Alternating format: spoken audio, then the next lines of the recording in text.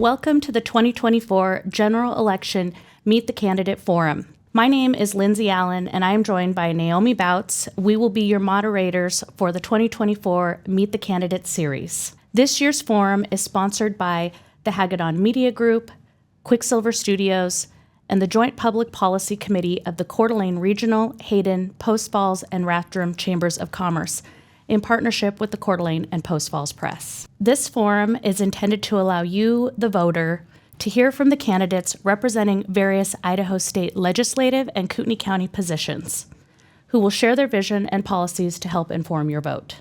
Candidates will be given 1 minute to introduce themselves, then asked 3 questions with 2 minutes to respond to each question. Candidates will be allowed 1 minute for their closing statements. These forums provide a unique opportunity to connect with the candidate who seek to serve our community.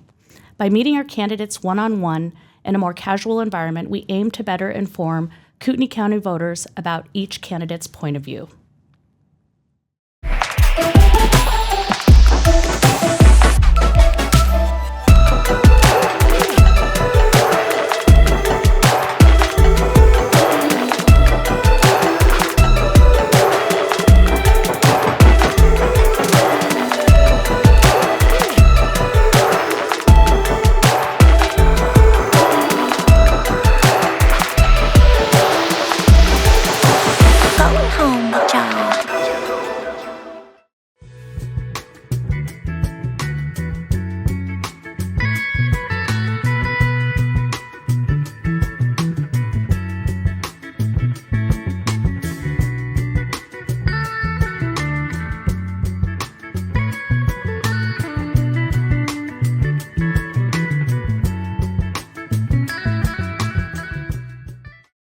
Next, we have State Representative District 4, Seat A, Angela Jean Chandler.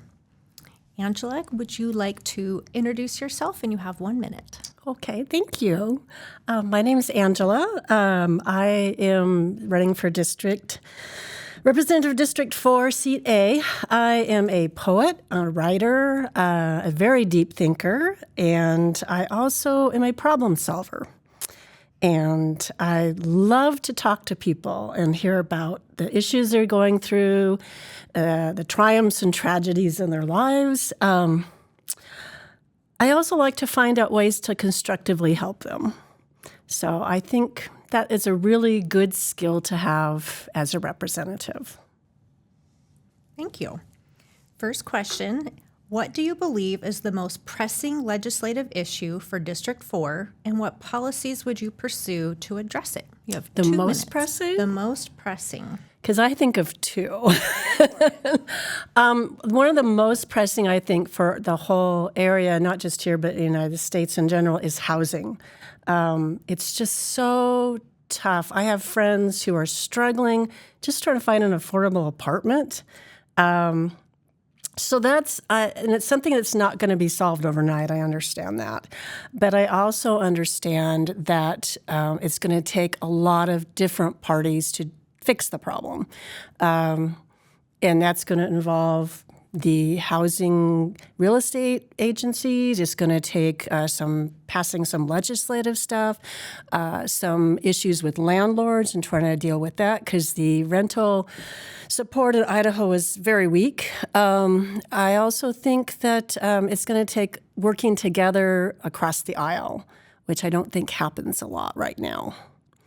The other issue, which is a strong thing that I feel, is the abortion issue that we're having right now, not here, but also in the country, that women's health care has been kind of robbed.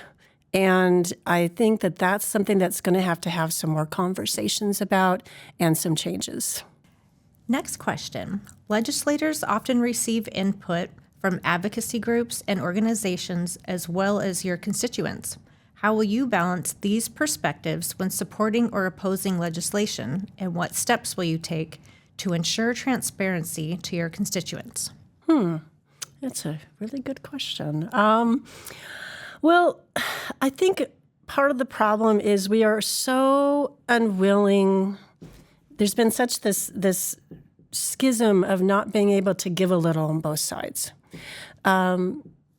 Things like yeah, there's problems, and there's definitely ways that people can also have conversations about it and say, well, this is how I feel. And then someone might say, this is how I feel. And then trying to find that sweet spot between those two feelings, and also bringing forth information to both parties that have these very strong dynamics, and being able to communicate and letting them know that there's like science involved with some of this. There's people that bringing forth people that have experienced problems with the current legislative issues. And also, as far as transparency, town hall meetings are very helpful. I don't think we get enough of those, maybe because of some fears that we've had in the past.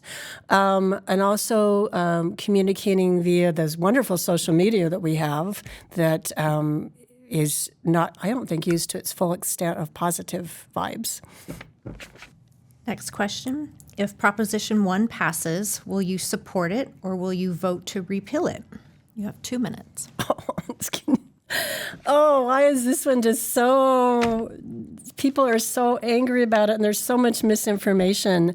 I think it's been a good thing that they, obviously a lot of people feel strongly and positive about it because they were able to get signed petitions. I think we don't need to waste our time. There's bigger issues the state of Idaho needs to be dealing with. And it also does give people the ability to vote that right now we're feeling disenfranchised. So I would say I would keep it. And now we have our closing statement. So you have... That is so quick. I know. You have 1 minute to give your closing statement. I just, whether I win or not, I just would really hope that going forward, the state of Idaho and the legislative bodies can somehow listen to people more and not be so willing to just pick one side. I would hope that they would be able to come to a better consensus to represent all the different ideas and thoughts and feelings and passions of people in the state of Idaho, because there's a lot of different people that are resources. So that would be my hope. Thank you very much. On behalf of the Joint Public Policy Committees representing the Coeur d'Alene Regional, Hayden, and Post Falls and Rathrum Chambers of Commerce, in partnership with the Hagenon Media Group and Coeur d'Alene Post Falls Press, Lindsay and I thank all candidates for participating. I would also like to thank the production team members at the Quicksilver Studios, the Hagenon Media Group, and the Coeur d'Alene Press. And of course, thank you to those who have taken the time to learn more about each of the candidates featured in this year's Meet the Candidate series. This series has made it possible to hear from 23 Kootenai County local race candidates. We sincerely thank candidates who took the time to discuss what is important to voters in Kootenai County.